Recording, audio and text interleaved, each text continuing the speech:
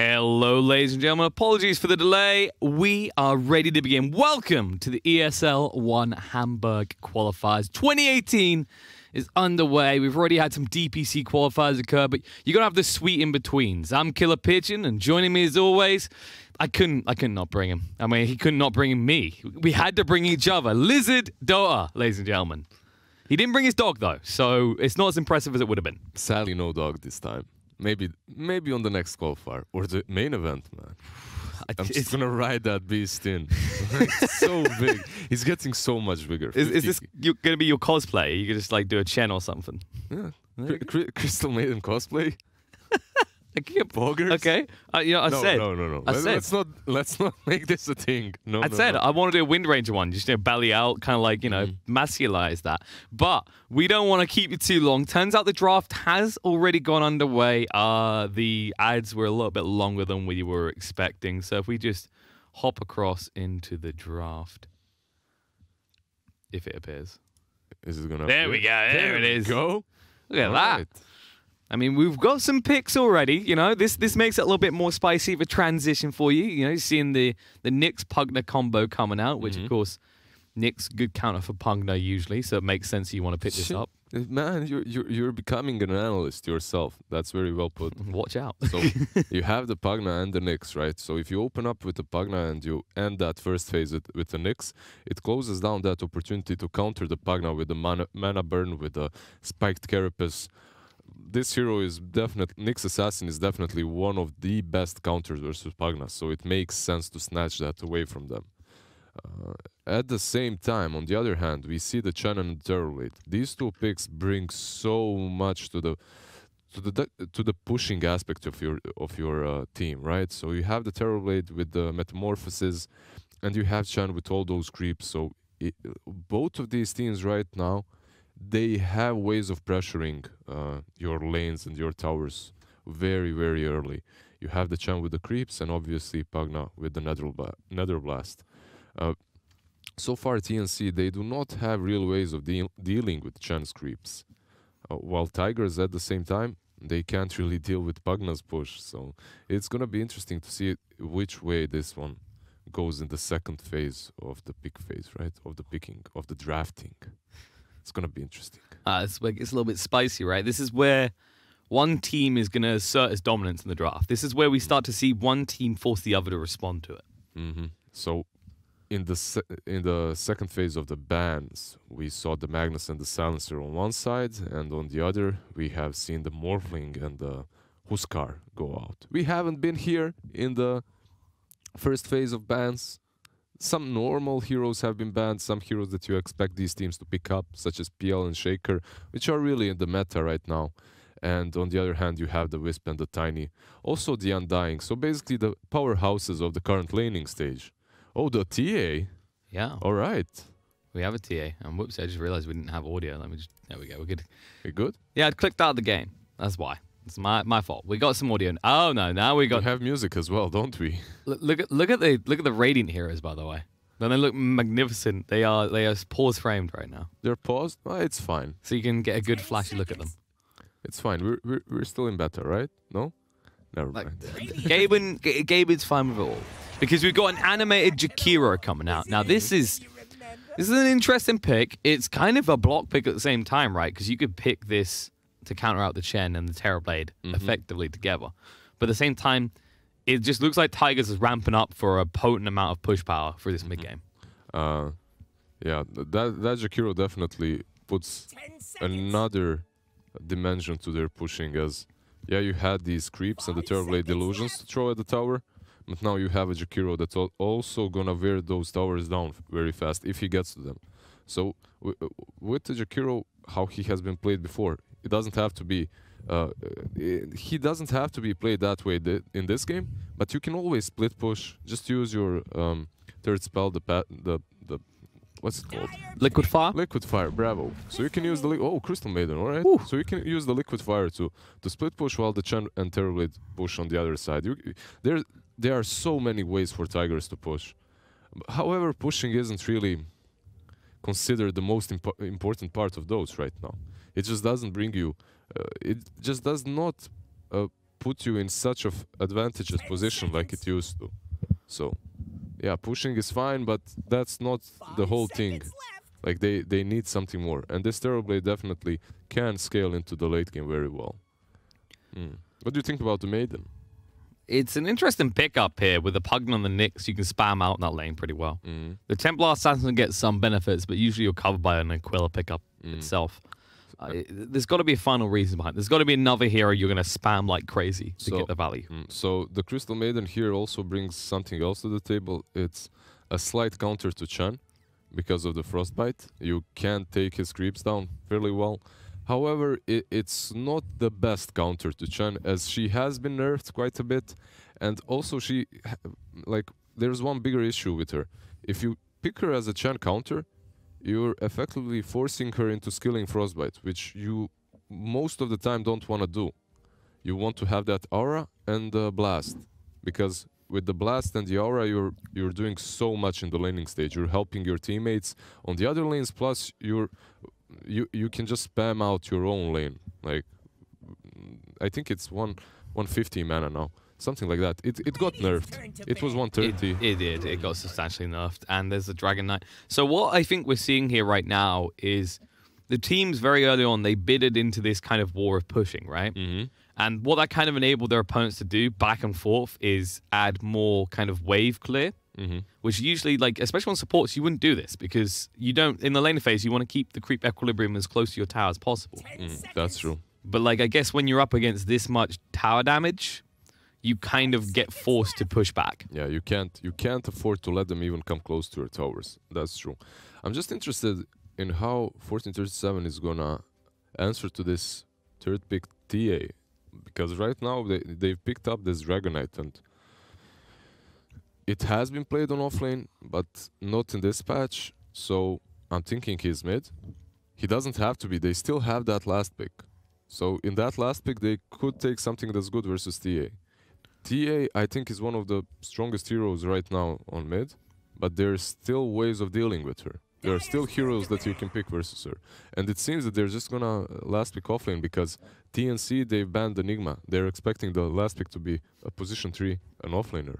I mean, that's kind of the thing as well. Because Tiger's on the die side, they have the harder off lane to stick someone in. So sticking a Dragon Knight there is not bad. With a Jakiro, that is a very powerful lane. They're both so beefy, it's very hard to force anyone out.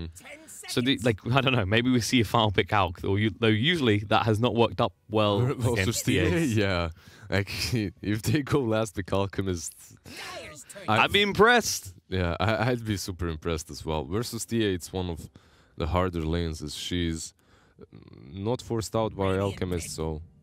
Oh, we see Centaur. The Centaur, all right. So they're all so beefy, so tanky on Tigers, man. Just look at them. Centaur, Dragon Knight. Well, except Shen. Except even him with all the creeps in front. Yeah, he's got a meat shield army. That's what exactly. It is. So I just want to say quickly as well, is like this is wholly on Jakiro to be the counter to the TA, but you can't stick 2 in one lane. Like this is not the old mid where we ended up with both teams stationed as support there. It doesn't look. It honestly doesn't look like they've cared about what TNC is picking at all.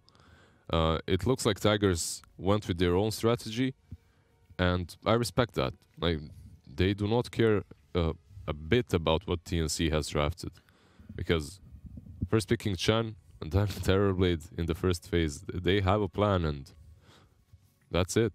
Like, some teams just draft like that. I mean, you got to respect that, right? Like, I think for a while earlier this year, we saw way too many teams get obsessed with what the other one was doing. And what would happen is you get to this point in the draft where you went, we've counted them, we've finally done it. And then you lose. Yeah, you go, but wait, guys, our heroes don't make sense together. Yeah. It's like a bunch of, it's like you just rolled dices at a table and seen what came out. I'm always happier to see a team just stick to their guns, you know, and just do their own thing, even if it's not in the meta. So, yeah, you have to adapt to it. You have to adapt to the meta, but adapt in your own way. Don't just blindly copycat, because it's not. Most of the time it doesn't work out. We've seen that on TI as well. So we've seen it all over the place. I mean, this is like it came down to as well. I think teams got more complacent, especially with the difference in patches, like being sooner. Is like I've talked to a lot of people about this, and they said that there wasn't really an issue with the long patches, right? It was just what would happen is you get a long patch and teams would adapt and evolve the meta by themselves because they go, you know, so let's say Slark's OP. Oh, Slark's too strong right now. 2 months in. Oh yeah, Bloodseeker's a hero. We can pick just that. pick Bloodseeker and counter out the Slark immediately. Completely. Yeah, that's what it is. I actually like this when there's a bit more space for the meta to evolve, to see what players are gonna come up with, right? Because even if a hero is broken, there's usually a way of countering him. Yeah, it's the difference between having one hero that gets picked 20 games or 20 heroes that gets picked in 2 games. Exactly. All right, well, we do have our drafts. We are ready to get underway. And underway with the action we will. And I feel like we're going to see a decent amount of action here, especially in the outer lanes. You know, you got your Terrorblade, your Chen. Well, Chen especially is going to enable a lot of gank power. On the other side of the map, just having access to the CM and the Nyx, you could already see how potent these two could be. So, actually, we see Ninja Boogie running the Pugna with the Necro. And also, what we forgot to mention is that as this Necro was the last pick, so we couldn't really mention it, Pugna is one of the strongest counters to Necro. And they actually have that Pugna, so they decided to last pick Necro. And at the same time, it looks like this Necro might be a support, which, I'm sorry, not Necro, Pugna might be a support. We've seen it a little bit. A few more teams are adapting to this, and it's not a bad thing. The combo in this lane is super strong. The amount of damage they put out. It's also the double coverage against getting right-click down. The only problem is you're up against a lane that does a lot of magic damage. Yeah, it's a lot of magic damage, and it's just... I'm not certain just how much he's going to be able to do on his Pugna. It's going to be... It's definitely fun to watch, though. On the top lane, though, we're going to have the Terrorblade and Chen versus Crystal Maiden and Nyx. And I don't think this lane pressures Terrorblade too much. It's going to be volatile, but I think Terrorblade should be able to farm there. I think there's going to be a big focus on going for kills on the Chen. That seems to be their goal here. They do have the means to do that. They're fighting bottom. I mean, runes-wise, it looks like it's going to be 2 apiece. So despite the fighting, the aggression doesn't actually come out to anything. And both teams trading evenly, so no one actually winning that initial bout, especially in the bot lane. I think the next thing to look at is the mid, because the creep block here... Like, this is the type of matchup where the first wave does matter a lot.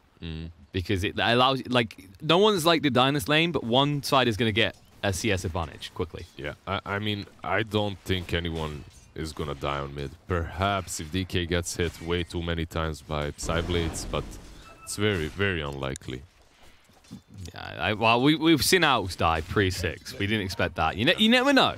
Yeah, if you get a very good TA player, you never know. Yeah, those Psyblades can definitely hurt.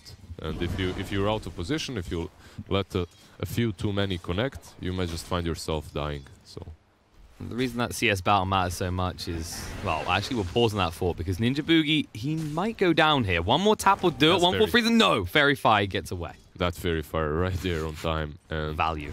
Yeah, he eats the correct tree. I actually, whenever I'm playing Radiant, I always eat this tree, like this one over there, as it allows you to go closer to the tower from a different angle.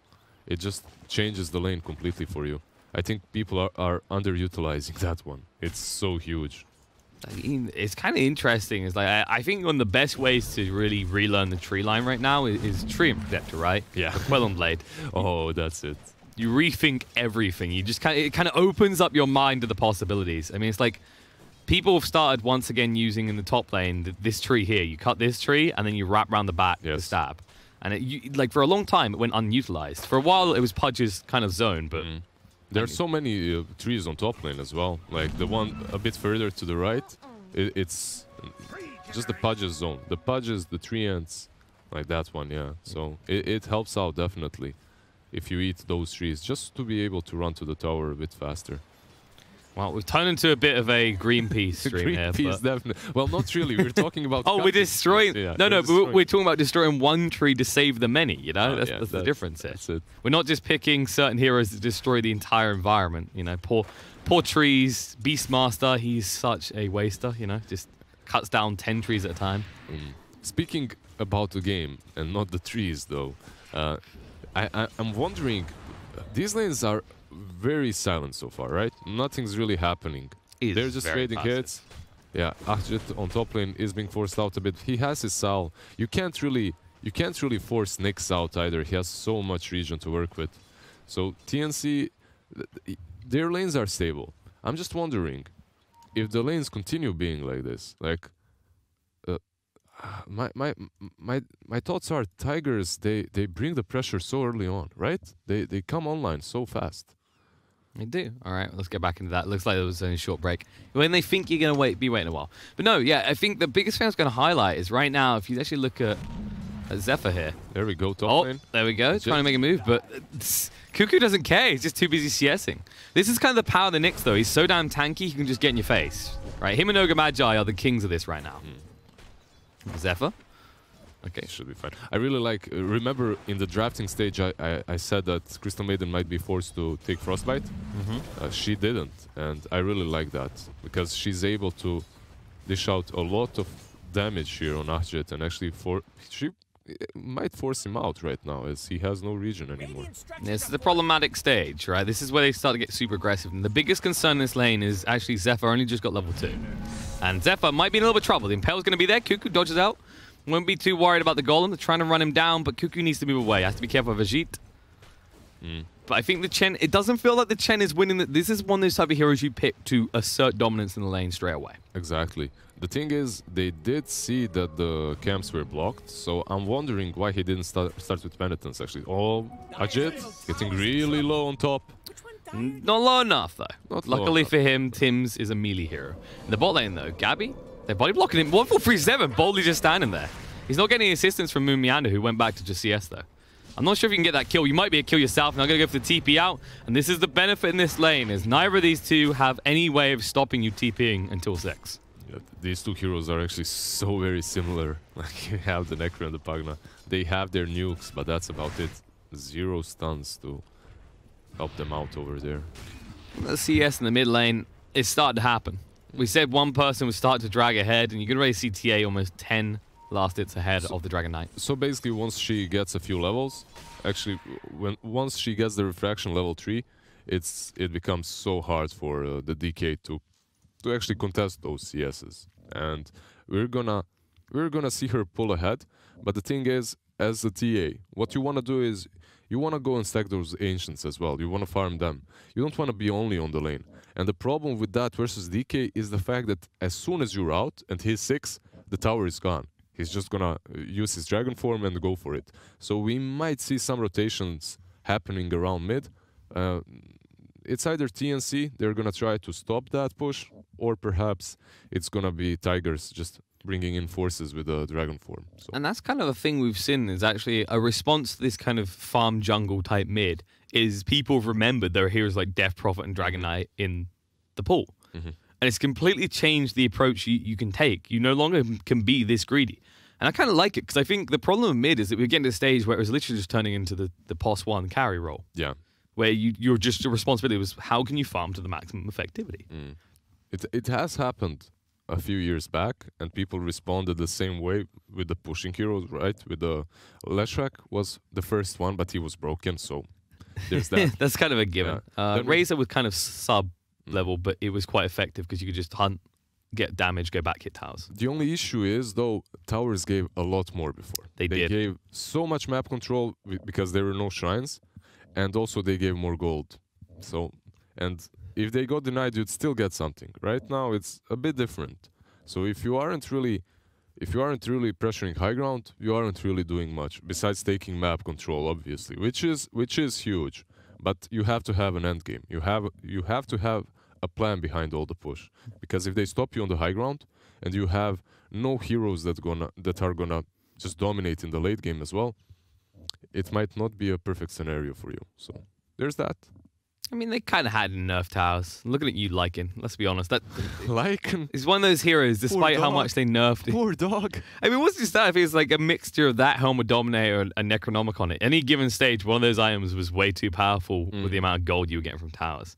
I mean, Thompson was probably, still living a few patches back where he could just throw 40,000 worth of Necronomicon creeps and be worthwhile. But, it still pays up. There's a turn point where you can still do that. When your opponents have got that much money, it doesn't matter anymore. We will discuss whether it matters that you gave them that much money in the first place. But it also, you know what? Hmm? You know what it also done? It meant that techies it was even less relevant. Towers, that was one of the few things he was good for. Please, why do you have to do this to me? You know how much I love techies? Like, my heart is broken right now. You know, I've been experimenting with. We should get in some lobbies and do it. Is Ember Spirit techies offlane. Ember Spirit techies, like you chain them into suicide? Oh yeah, there we go. And before people want to kill themselves from listening to us, we have got a game to get back to. The pause game is resumed. And, well, as we were leaving off, we were talking about the disparity and the difference in tactics in the mid lane in this game. And I'm starting to think that that might end up being the decisive lane at this rate. We have a smoke on the bottom lane, though. Oh, they want to make a move. But Gabby's not an easy one to find, actually. Yeah, there it is. They found the ward. It was pretty far back, so nicely anticipated by Zephyr. Yeah, and he has his level 3 now on Chen, so he's going to be able to... Yeah, 2 of these Hellbear smashes are going to be by his side. And they actually want to take this tier 1 on bot, it seems. Well, they're moving on to Gabby here. They do stomp him down, but I think the biggest worry is in this lane, it's a battle of attrition, and you're 2 beefy heroes against the beautiful Heartstopper aura from Gabby. They might try now, though. The Penitence means he takes a lot of damage here. The Ghost Shroud comes out, but there's a stomp, the double edge. He gets the first blood. The Crepifying up does nothing to stop Meander from slaying his opponent in lane. This is basically definitely a pre-planned move. Like, their whole draft is like it all falls into place right now. As you can see, the minute 5 push with the catapult. Yeah, they had to rotate back with the Centaur, but that push kind of shows everything. Their plan is to pressure them super early, and that's exactly what they're gonna do, it seems. Now, I think in times like this, the most important thing to look at is probably the difference between the relative positions on the team. There's a slight difference appearing between the Necrophos and the Terrorblade, but that's because of the rough start. I feel like now you can't actually bother the Terrorblade too much, but you might bother 1437 under the tower. He's going to get dove and killed. And in the mid lane, Dragon Knight goes down. I mean, that's definitely not what you expect. DK died to solo TA, and he actually used the form as well. Oh, no. You know what it was as well? It's when he went for the regen rune bot, it meant that Armel could set up all the traps he needed. And this is the worrying part, is like, a TA can leave lane to farm. And this is, I think you're right about this being one of the most powerful mids at the moment, is the moment you leave, those traps just go down, you get punished. That was a great mistake for them, because it's not only that he died, it's that he used the dragon form. And because of that, he cannot push any longer. Like, he's on the sidelines for 60 more seconds. And every second matters when you're playing a lineup like this one. Every rotation, every movement. Ajit is in trouble here, getting body blocked by Tims. He needs to get out quick, but he can't. He goes down to the duo. It's all falling apart for Tigers right now. Their laning stage and their whole plan, it's not really working out. I mean, this top lane feels done. Like, you need to stick someone up here, but who? Jakira's going to get dove, we've seen that. Terrorplay can't exist in this entire area of his own jungle. The thing is, you could maybe put Jakiro there, but you want him to be making moves with Shen, and they're smoked up. They're going bottom again. Or maybe they might rotate mid. Let's check what they decide to do. I like that they're not just giving the defeatist option of sticking the Centaur up there. They're actually going to try and utilize him in the lane, which he can win still. Look at this rotation coming in. Ninja Boogie moving up. 1437. Smoke does get popped, and Ninja Boogie is in the middle of no man's land. He'll be punished for it. The Decrepify goes out, but it won't make a difference, as they do still get the kill. Yeah, they also do see the Ancients that are stacked here, so that's kind of nice with this ward. However, there is a sentry that's gonna see it, and probably that ward is gonna get rewarded. However, bottom lane, Gabby just being harassed down a little bit. He does have the Scythe now, so they need to be careful about diving. That tornado, man. The classic. That tornado. Not as strong as TI Qualifier, get stuck in tornado land, but, you know, still something. You definitely do not expect the Crystal Maiden to be taking the first tower in this game. I was about to say, that did just occur in the top lane. And actually, like, if we look at the XP, Cuckoo is doing pretty damn nice for himself. A CM offlane, still relevant, is what TNC say. Yeah, the Crystal Maiden offlane getting very close to that level 10. Which it doesn't really matter too much to her, but as soon as she gets that 15 and plus 150 gold per minute, she just skyrockets when it comes to net worth. Gets that BKB, gets the blink as well. Yeah, of course, a big concern at the moment is gold. GPM talents do feel like one of the most potent things in the game, especially for supports. Like we've had this discussion before, and I think we're of the same mind that that when it comes to supports, one of the first things you check is, well, you check for a dive. 4 people in the bot lane. The stun's coming out. They're going to get on Gabby quick enough. He's still alive. They're going to heal up. Cuckoo in the corner. This dive comes down. First of all, it's 1-4-3-7. And now the Impale. It's a double. It's going to catch on the mob. And TA turning up. They say, if you're going to bring a party, we're going to bring everyone, even if they're not invited. And TNC counter the dive with all of their team. Man, they rotated in so well and on time. And when I say on time, I mean much before anyone even was there, right? Much before the dive even happened, the Crystal Maiden was already there, the offlane Crystal Maiden. The Nyx also rotated even before they started diving. And because of that, they were ready. They were ready and waiting. They didn't start porting in when the dive happened. They anticipated the movement and they reacted properly to it. It's one of the best things that the teams can do, actually. Anticipating what the other team is going to do and just setting up perfect traps like that one.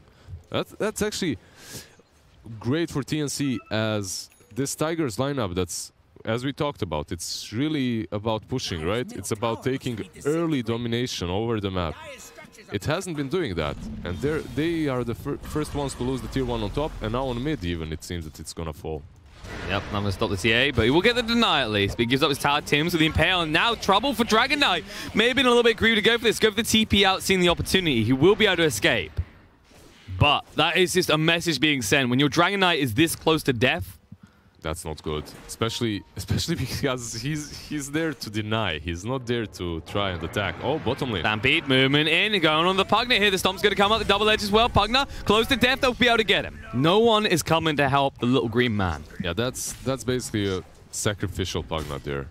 They put him there to try and defend, or to try and delay this push as much as possible, because at one point it isn't worth for you to just stay there and continue defending, because if you lose a hero or two, which is a core, it's a disaster because of the rubber band effect, right? They're gonna get more gold than you, definitely. So the better option for TNC right now is to take over the dire jungle to pressure their tier 2 and the tier 2 on top.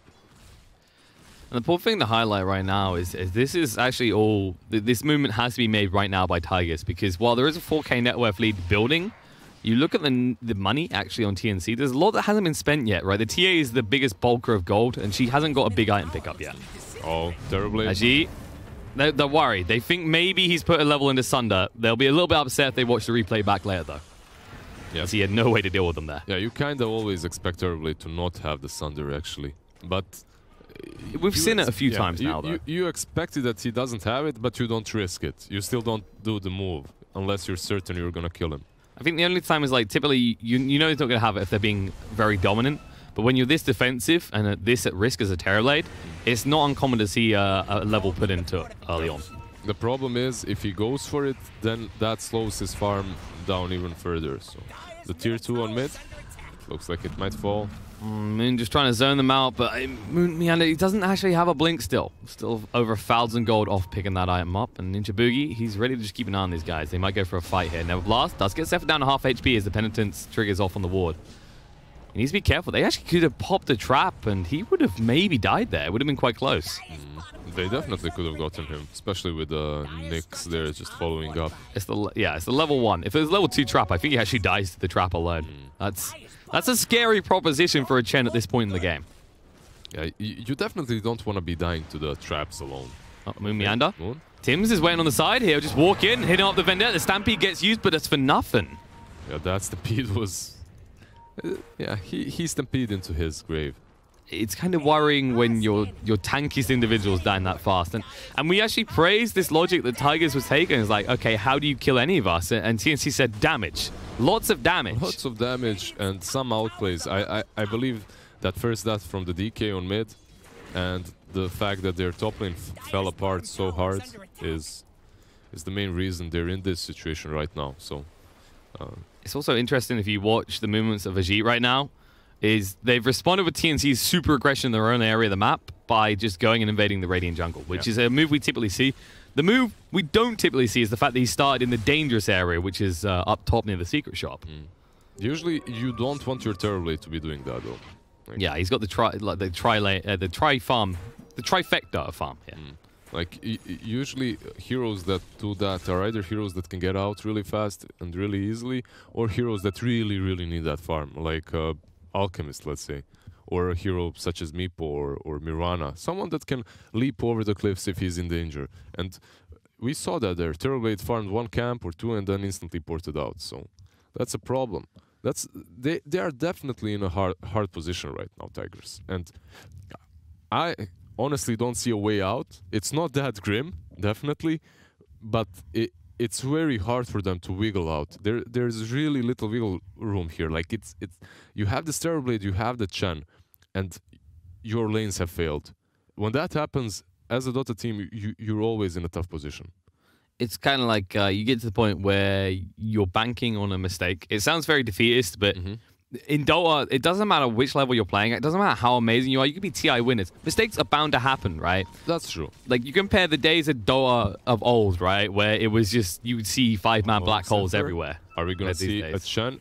We're going to see a very dead Chen. Tim's Mana Burn will get him, and Spike Carapace to walk it off, and Pale needs to get away from Ajit, and he'll be able to do so. Yeah, this is the thing, though. They're so far ahead that even these small mistakes, not hitting and killing off the Chen there on time, they aren't punished because he still has so many levels that he can do it regardless. Bot lane, Ice Path coming out, jumping on Gabby, the Stampede forward, the Dragon Tail control, the Maccabi putting down, and he is done so here. He might turn around for a Scythe opportunity if Dragon Knight's not careful, but nope, can't get him low enough, does die off. That's a nice pick off, but the problem is in the top lane the entire time, Armel's just been pushing on that tier 2. Yeah, that's a nice skill though. Speaking of those mistakes, being so aggressive on the bottom lane really wasn't that necessary. And Armel? They're gonna go for Armel here. Yeah, Penitence to slow him down, plus a Reflection, Sentry put down to make sure he can't melt to hide out here. But he already knows what's up. We get the Refraction and we'll go for the TP out. Ice Path, nice clip and 1437. Getting across just in time, and Armel now stuck here. Dunder right though. The damage! He's by getting the Thunder! It doesn't matter, he gets himself a double kill. Armel! What is this damage? He's still alive. He might go for the triple. 1437, one more tap will do it. Refraction coming off cooldown. He's got a triple kill. Triple, baby. He might go for one hit kid. He's got assistance here. Tim's with the Impale. No mana on Dragon Knight. He's going to get the ult. No! Tim steals it away, but GG gets called. TNC, they've given up. Oh, sorry. Tigers have given up. Too much TNC from old, right? I mean, that was definitely the decisive move there. Like, oh, did they GG or not? They hit. Oh, was it? No, was okay. No, it's TNC baiting us in with the good games. All right. Sorry, guys. We looked at allies. It was allies. Why is that a thing, Liz? Right? Good game should just be said in one way, and it should be decisive. Oh man. Well, I mean, you wouldn't have blamed them if that was, because this is a best of 3, and people might look and say that's defeated 60 minutes in. But when you bring that many heroes in and you lose to 1, and you die to TA, yeah, that's basically. Is a blink? Yeah, there's a blink flying in now as well. Things just got worse. So that's basically what we were talking about. Like, you can afford to make so many mistakes because you're so far ahead. Like, pushing with TA there, that's a mistake. That's usually considered a mistake. But she's so far ahead that even if they catch her with the Ice Path, even if they commit 3 heroes to get her, 4 heroes to get her, she still turns it and makes an ultra. Well, Nyx did steal 1 kill. Yeah, he stole 1, but I'm not sure if he earned it. And they might earn this kill. 1437 just disappears. The 2 hits from Armel. Moving forward to Mumianda to slow him down. They do have the Frostbite still to work with. There's a trap on top of him, and he won't have anywhere at the site. Just to make sure he spends longer on the sidelines. 65 seconds without center. They'll go back in the Roche pit, and they'll get Armel's second life. No. Talentless? Come on, Tims. Don't be that hard. That's harsh, man. That's harsh. Oof. I mean, at least they kept their GGs to the team, or they would have... Could you imagine if they accidentally done all chat GG? Because the rules... Like, I don't know if we've actually reached that point. Have we reached the point where you have to... like, you can't interrupt a GG? I don't think we're there yet, but the teams aren't testing that. Yeah, because it's definitely got to a point where it's very unacceptable behavior compared to the early days. And unacceptable from Zephyr here, being a little bit too far on his own. He doesn't just lose his life, he loses the entire creep up. He loses all of his babies, Liz. All of the babies just gone like that, and that's very bad for Chen because now he can't even use them to split push or to farm, and he has to waste so much of his time just searching for creeps. And guess what?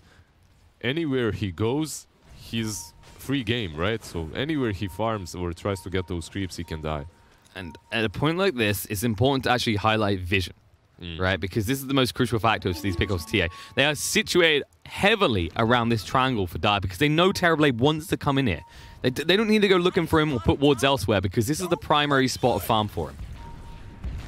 Mid lane, though.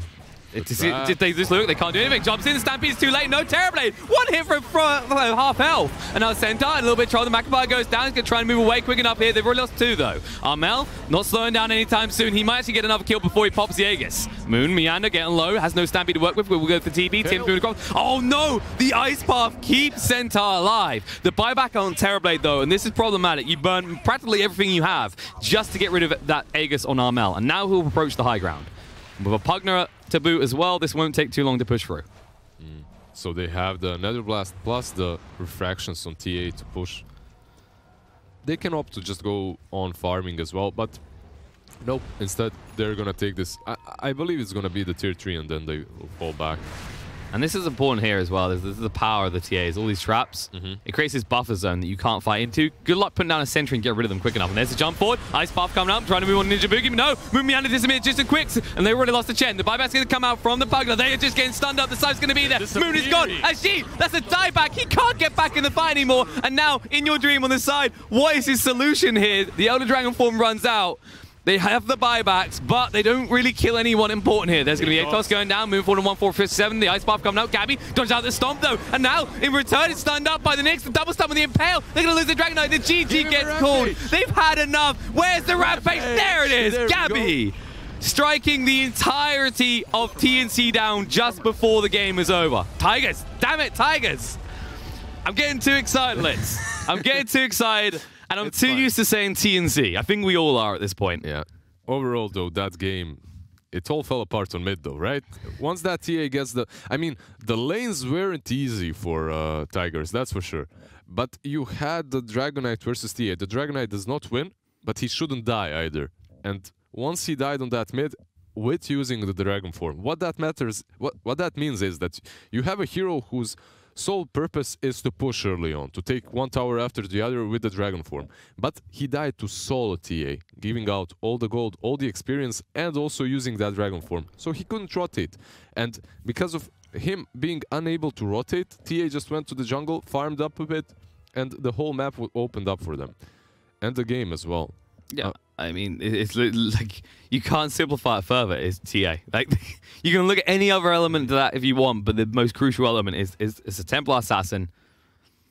And it is really that type of farming type mid that can get kills. And it all comes down to the changes they made with the Sonic Traps. It's such a potent ability now. Yep, they even nerfed it a bit, so it used to give a lot less gold. I think it's 25 gold right now. So you can't really mess with those traps. You have to invest as the opposing team instantly. As soon as she gets 6, you either as a mid, you buy yourself a sentry, or you ask your supports to get those sentries for you. Because you need to put those sentries. If she, like she did, like even if you're a Dragon Knight who is so tanky naturally, those traps are gonna wear you down. So. And I think we've seen this before. It's kind of that case of you have to apply that sentry to remove the traps at the front of the tower, because the most common thing we'll see from TAs is the trap at the back. And that's the one that always seals your fate. It's because you'll move away, you'll be like, whew, yeah, I'm finally 100 done. HP, yeah. I'm alive, I'm going to be out of here. And then pop, and you're done. This last team fight as well. Like, there was a... For Tigers, they had 2 options. They either wait for TNC to take their tier 3 and back off, because most likely they would have backed out after the tier 3 to take the shrines to delay the game. However, they decide to go all in to try and jump that Pugna. I mean, you do get the Pugna, but he's a position 5. You don't get a lot from him. So overall, I respect the move. They were just destroyed so hard. They had to do something. So yeah. Well, they'll go to the board, they'll reflect. 20 minutes GG out is not something pretty to look at, especially when you're running one of the most potent carries in the game right now, Terrorblade.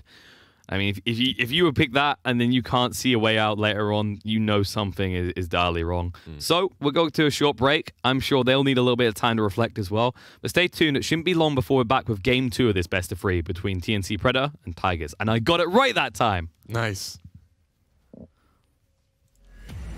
ESL One Hamburg is brought to you in part by Intel, Mercedes-Benz, Vodafone, DHL, Alienware, Logitech G, and Pay Safecard.